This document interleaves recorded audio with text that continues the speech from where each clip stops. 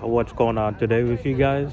Yeah, so we're on day 6 of our encampment, and our numbers are multiplying fast. We're growing and expanding a lot. We have lots of new campers that are dedicated to putting pressure on the administration at the University of Toronto to meet our demands. New updates from the last few days. So we received a communication from the university that was made public this morning, announcing that they think that we're on a path to moving forward to finding a solution here, and that they don't want this encampment to end with any physical confrontation or any physical injury. And our sort of response to that is we're feeling very frustrated because we completely disagree. We are not sharing the sentiment that we are on a path forward at the moment, because all that they've done is distract us in conversation with our student representatives and the administration. They've just been distracting us from the real issue, which is our demands, by bringing up petty issues like logistical things like fire safety and health violations and hate speech and other things that are unfounded and baseless, and try to portray us as disorganized and messy and not taking seriously the safety of our students, which is our biggest priority here. And we feel very frustrated that the university is continuously distracting from the real matter at hand, which is that our demands be met immediately. Do you guys think the university will one day actually meet your demands, or you think they're just going to keep doing the same thing every day right now? I'm hopeful that the university will be forced to meet our demands. I don't think it's going to be an easy fight, but I think that we have proven to be putting a lot of pressure on them, and they seem to be struggling in their response on how to react to us. And we're prepared to stay here as long as it takes. So I think if we continue to show this much commitment for indefinitely, basically, that they will be forced to meet our demands, because we've presented them with no other alternative. They've said in this communication from this morning that they do not want this to end in physical violence. So if they do not want this to end in physical violence, they're going to have to find a peaceful resolution. And the only peaceful resolution that we are prepared to meet is a full commitment to our demands. Okay, and how's the community reaction to you guys doing this? Is it a positive, negative? Like, how's the community reacted to this? We've had an outpour of love and support from our community. It's been really beautiful. Our programming today has been from faculty at the University of Toronto speaking, various professors speaking about their research in relation with Palestine, with Gaza.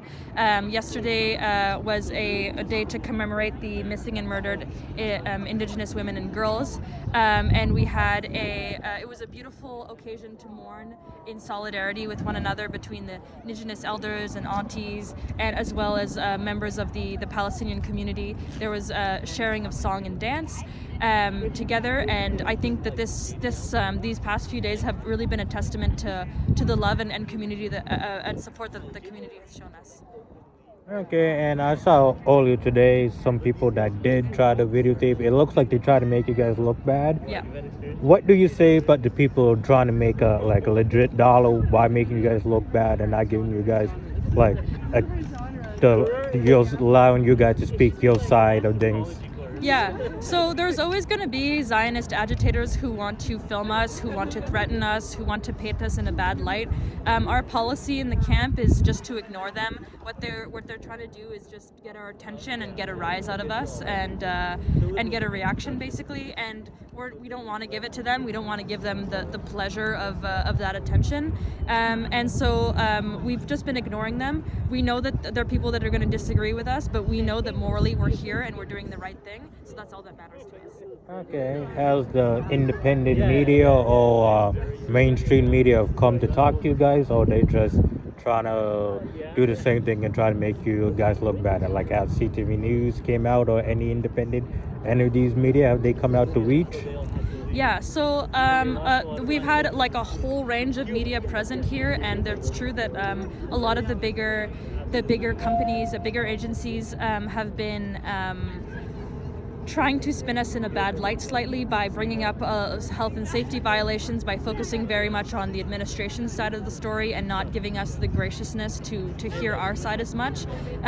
But again, we've been telling them the same thing that we're telling the left media as well, is that we're committed to the safety of our students here, and to committing to respecting our community guidelines, which do not condone violence of any kind, or hate speech or discrimination, or any forms of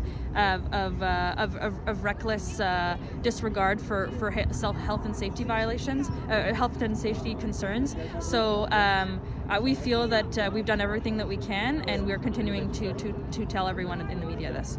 You guys look extremely organized here and everything, so why do you think they're trying to say it's health and safety when everything looks organized, you have every section, everything looks organized here? So why do you think they're just trying to say health and safety, and not really talk to you guys? Yeah, well, I think that's a good question. Like, I think that they're basically, they are trying to throw at us a number of problems, and they're trying to see what sticks. I think they're confused on how best to respond. They know they can't clear us out with a police raid, because that's going to make them look extremely bad. So they're trying to find more subtle ways to get public justification to remove us through these like sort of petty logistical issues such as health and safety. But we're not letting that get the better of us, and we've been cooperating with them to meet their standards of health and safety, so that they don't use this as a justification to expel us.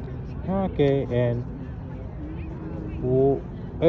so right now, do you guys think anytime soon the university is going to really open up and talk to you guys? Because right now everything looks organized. You guys, I see kids around. Yeah. This looks like a more family peace time. Do you think the university is just going to one day look at it and be like, no, just listen to these students, everything's peaceful? Or do you think the university is just going to keep going the same way? I think that the only way that the university will listen to us is if we force them to listen to us.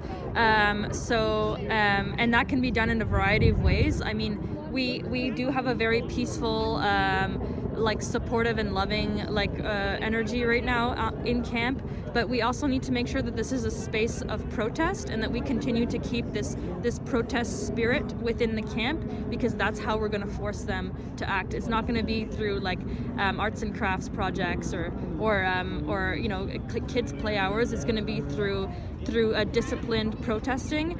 So we need to make sure to ground ourselves in that, and to continue to ground ourselves in the fact that what we're witnessing in Gaza right now is an atrocious crime against humanity, and we're prepared and committed to do whatever we can to end the University of Toronto's complicity in that. Okay, and what would you want to say to Doug Ford or Olivia Chow, the president of Toronto, or University of Toronto, Yeah. What would you want to say to them, for them to listen to you guys, if they would listen? Yeah. So our demands are not directly directed at them, but if they, we know that they have been made aware of this encampment, and they are feeling the pressure as well from the wider Toronto community, and we hope that they don't get involved, that they don't interfere in this campus. What our goal here is to talk to the University of Toronto administration. It's not to talk to the mayor or to Doug Ford. And so we're just hoping that they don't interfere, they don't get involved, they don't succumb to the pressure of Zionist community members across Toronto, and that they basically leave us alone and allow us to communicate directly with the administration towards meeting our demands. And do you guys think the people on the Zionist side, media, and the people trying to create problems, do you think they will try to talk to you guys instead of trying to create problems? Because if two sides can talk, then you can have peace. Or do you think they're not going to agree to that? Well, again, our demands aren't directed at the Zionist agitators either, so I don't really see the point in talking to them. They have proven to be incredibly closed off to all types of communication. They've shown up here and threatened us with death. They threatened to behead some people in camp. So they're not really a force that really can be like reasoned with in any way, and so the best policy here is just to ignore them. Okay, thank you. I hope you guys Thank do you. good on your protest. Thank you so much. Thank Thank you. you.